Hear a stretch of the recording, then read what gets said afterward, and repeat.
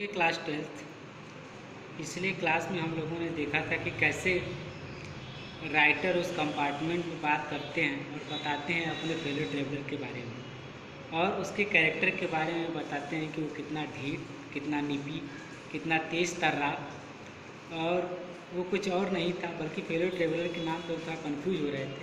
यहाँ पर राइटर स्पष्ट करता है वो कोई व्यक्ति नहीं बल्कि एक मच्छर था और राइटर उसे मारने की बहुत भरसक कोशिश करते हैं, लेकिन उसे मार नहीं पाते, वो उसे मारने में सक्षम नहीं हो पाते। उनका सारा प्रयास लगभग बेकार चला जाता है।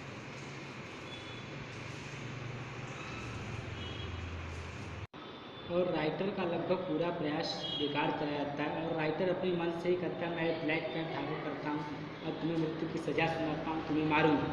तमाम कोशिशों के बाद वो फिनाइल करेक्टर अर्थात बिल्ली जैसी चतुराई भी इस्तेमाल करते हैं परंतु तो उसे मारने में सफल नहीं होता। अब आगे देखते हैं। It was all in when. Writer कहता है राइटर ने इस मच्छर को मारने का जो भी प्रयास किया वो सब खराब जाता है, मतलब वेस्ट जाता है, वेस्ट जाता है। He played with me openly and ostentatiously. अब राइटर कहता है प्लेड विद मी, अच्छा तो तुम मेरे साथ खेल रहे हो। ओपनली खुलेआम एंड ऑस्टेंशियसली मतलब डेयरफुल, ढिठाई के साथ तुम मेरे साथ, अच्छा तो इसका मतलब तुम मेरे साथ खेल रहे हो। Like a skilful matador finishing round and infuriated bull. ठीक वैसे ही आपको पता है कि स्पेन में एक गेम होता है सांड के साथ एक इंसान के लड़ने का। आप लोगों ने अगर मूवी देखी होगी ज़िंदगी ना मिलेगी दोबारा, उसमें ये सीन है, कई मूवी में ये सीन फिल्माया गया है। मतलब इसमें मेटाडोर उस व्यक्ति को कहते हैं जो सांड के साथ वो इंसान जो लड़ता है उसे मेटाडोर कहते हैं। यहाँ पर राइटर उस मच्छर को कंपेयर कर रहे हैं उस मेटाडोर से, उस सांड से, मतलब इतना ढीठ, इतना साहसी, इतना दुस्साहसी है। लाइक स्किलफुल पता है एक चतुर मेटाडोर की तरह, फिनिशिंग राउंड एंड इन्फ्यूरिएटेड मी, तुम मेरे एक दौर को, राउंड मतलब एक घड़ी को समाप्त कर रहे हो, एंड इंसिकेटेड मुझे उकसा रहे हो, बोल मतलब एक सांड की तरह तुम मुझे क्या कर रहे हो, उकसा रहे हो। आपको पता होगा उस गेम में अगर आप लोगों ने देखा होगा तो जो मेटाडोर होता है जो उससे लड़ता है व्यक्ति उस सांड से, वो सांड सीधे जाके सांड से भिड़ नहीं जाता, वो सबसे पहले उस सांड को उकसाता है, उसको उत्साहित करता है, उसको क्रोध दिलाता है और सांड दौड़ता है, सींग नीचे करके उसे मारने की कोशिश करता है और उसका सर दीवार पे लड़ जाता है। जब वो थक कर चूर चूर हो जाता है तब एक स्किलफुल, एक चतुर मेटाडोर क्या करता है, उसे हराता है।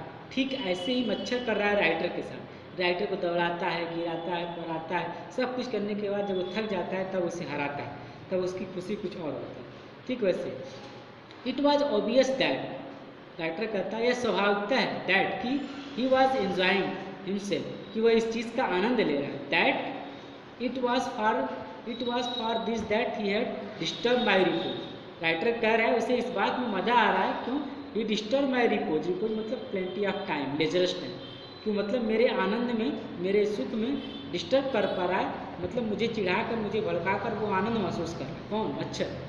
He wanted a little sport, ऐसा लगता है जैसे वो खेल खेलना चाहता है। And what a sport like being chased by his human, कहते हैं वाट अ स्पोर्ट, और इससे बढ़िया खेल क्या हो सकता है, बाय बीइंग चेस्ड, कि एक पीछा किया जाए, बाय दिस ह्यूज एनिमल, यहाँ पर राइटर अपने आप को बोला ह्यूज एनिमल, और मच्छर के लिए इससे अच्छा खेल क्या होगा कि मुझ जैसा भारी भरकम जानवर उसे दौड़ाए और दौड़ कर पकड़ने की कोशिश करे।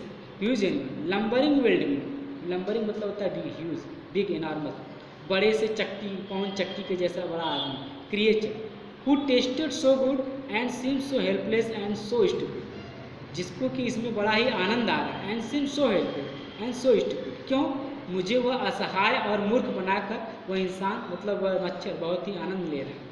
आई begin to enter into the spirit of the film, और ऐसे करते हैं जैसे कि मैं अब धीरे धीरे उस सहयात्री के स्पिरिट, आत्मा में प्रवेश करने लगा। आपने वो कहावत सुनी कि नाना करके प्यार तुम्हें से कर बैठे, मतलब शुरुआत उनकी झगड़े से होती है, तिरस्कार से होता है, दोनों से घृणा नहीं करता, लेकिन धीरे धीरे राइटर को मच्छर क्या पसंद आने लगा, जैसे उसकी हरकतें पसंद आने लगी, उसका चिढ़ाना अब उससे बुरा नहीं लग रहा था।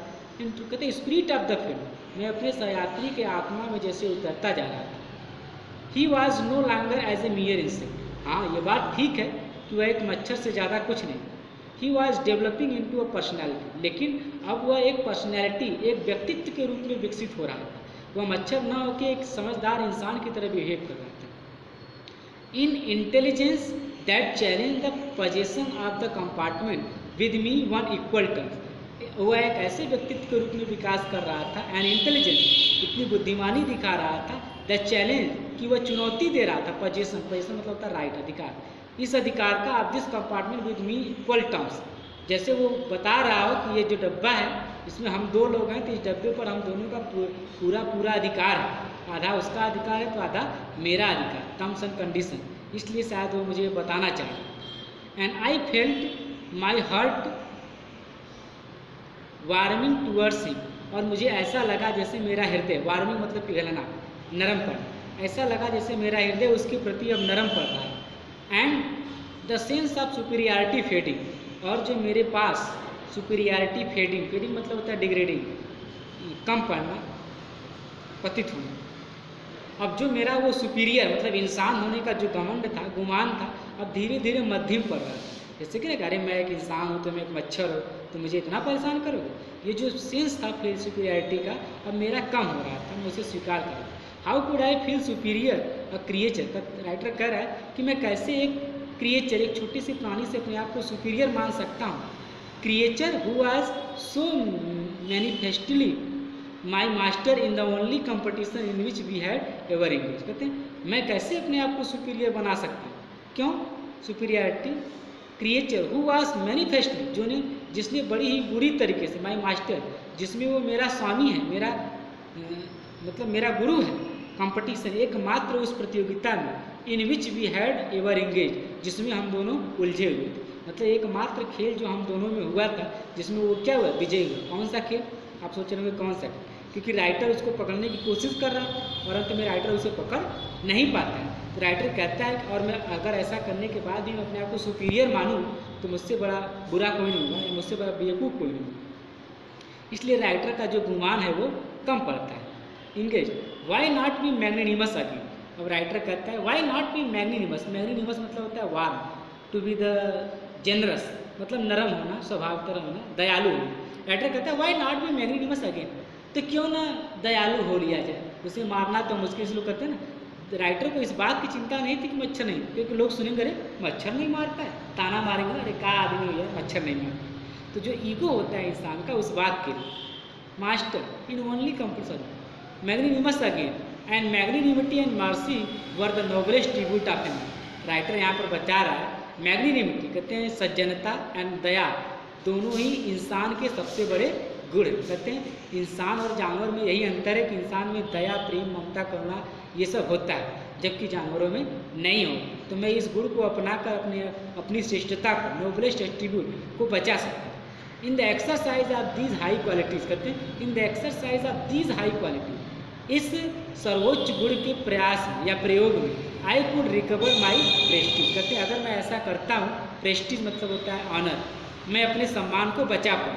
कहते हैं इंसान होने का जो सम्मान है मैं उसे मार कर तो नहीं बचा पाया, मारने की कोशिश की। अब मैं अपनी दयालुता को स्वीकार करूंगा और उसे दया करूंगा, तो इस तरीके से मैं अपने इंसान होने के कर्तव्य को बचा लूँगा, सम्मान को बचा लूँगा। एट प्रेजेंट, और जहाँ तक वर्तमान की बात है, I was a ridiculous figure. अगर कहीं वास्तव में बात करें तो मैं एक मजाकिया व्यक्ति था, एक मजाक का पात्र था, ridiculous, डेरिजन, funny.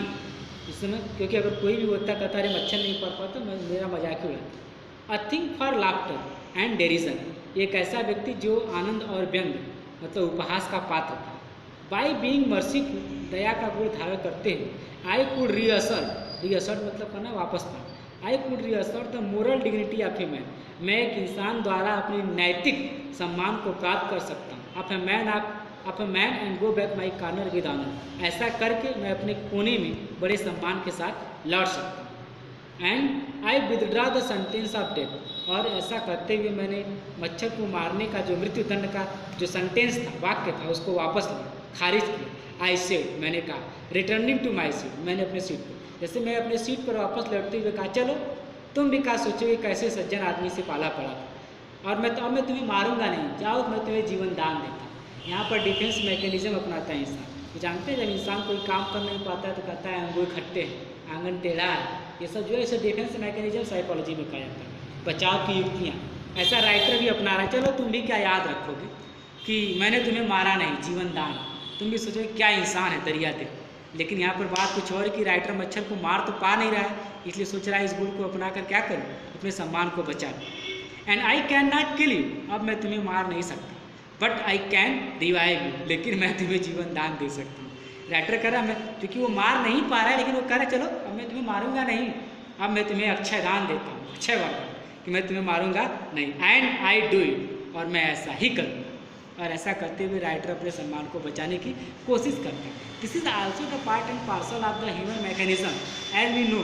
When the human is trying to be the pain in their life, he try to use the defense mechanism to survive this. इंसान अपने जीवन में ऐसे कार्य करता रहता है, क्योंकि अगर वो ऐसा ना करे तो शायद वो फ्रस्ट्रेट हो जाएगा और कुंठाग्रसित हो जाएगा। और इस प्रकार से आप देखेंगे चैप्टर में एक नया मोड़ आएगा, क्योंकि राइटर ने अब उसे अपना फेलो ट्रेवलर स्वीकार किया था पहले, उसके बाद अब उसे एक एंटिटी, एक प्राणी स्वीकार किया। अब इसके बाद के जो पैराग्राफ आएंगे उसमें एक्सप्लेनेशन बहुत ही इंपॉर्टेंट है, तो इसको भी आप समझ लीजिएगा, पढ़ लीजिएगा। If there any kinds of the doubt so please ask, so it should be the continue.